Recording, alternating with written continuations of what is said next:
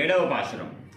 కీశకేశన్ రంగం அனைச்சாத்தம் கலந்து பேசின பேச்சரவம் கேட்டிலையோ பேப்பெண்ணே காஷம் பிறப்பும் கலகலப்ப கைப்பேட்டு வாசநலங்களாய்ச்சியர் மத்தினால் ஓசை படத்த தைரரவம் கேட்டிலையோ நாயக பெண் பிள்ளாய் நாராயணன் மூர்த்தி கேசவனை பாடவும் நீ கேட்டே கிடத்தியோ தேசமுடையாய் తిరయేలోరెంపావాయ్.